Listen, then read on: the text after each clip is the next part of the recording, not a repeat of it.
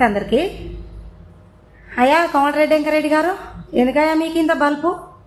కళ్ళు ఎందుకయ్యా మీకు అంత నెత్తికెక్కినాయి? మీరు సీనియర్ నేత కావచ్చు, మీరు రాజకీయ అనుభవం ఉండొచ్చు, డిగ్నిటీ ఏటువైందయ్యా? ఎందుకయ్యా మా బీసీల మీద నీకు అంత చిన్న చూపు? నల్లగొండ జిల్లా మొత్తం రెడ్డోళ్ళు అడ్డాని మురుగుతున్నారు. మీకు కొన్నారా? మా బీసీలో అంతా చచ్చిపోయినామా నల్లగొండలా? బీసీలు అంటే మీకు అంత చిన్న చూపా?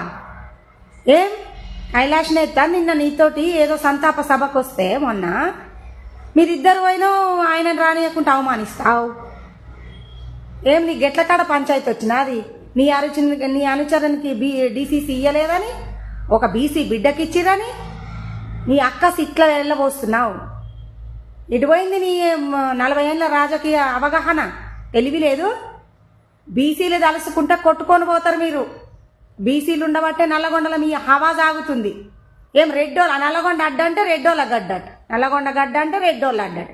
కొన్నారా? రిజిస్ట్రేషన్ చేయించుకురా మీ రెడ్డోళ్ళు? మా బీసీలు లేకుండా నల్లగొండల మొత్తం బీసీలు అందరూ చచ్చిపోయిరా? నల్లగొండల బీసీలు లేదే రాజకీయం చేస్తున్నావు నువ్వు? ఎంతమంది ఉర్రు నల్లగొండల మీ రెడ్డోళ్ళు?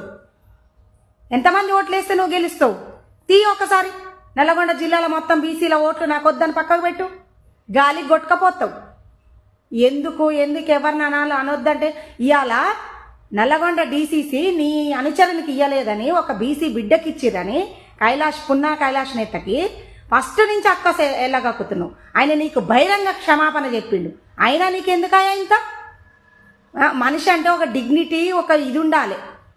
ఏది లేకుంటే ఏంది నీ చిల్లరేషాలు? బీసీలు తలుసుకుంటే కొట్టుకొని పోతావు బిడ్డ.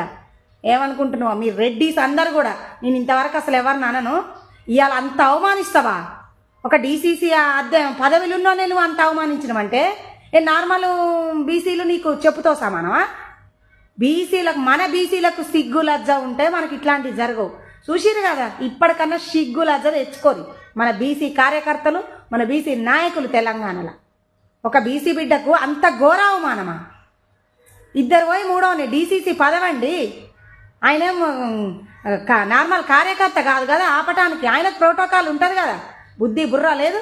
ఇప్పటికన్నా బీసీ నాయకులు, బీసీ మొత్తం సిగ్గు లజ్జ తెచ్చుకోరి. మన బతుకులు ఇట్లా చేస్తారు. వాళ్ళ శరీరాల నుంచి బయటికి రారి. ఇప్పటికన్నా తెలివి తెచ్చుకోరి. వాళ్ళ బానిసత్వం వదిలేయి. అర్థమవుతుందా?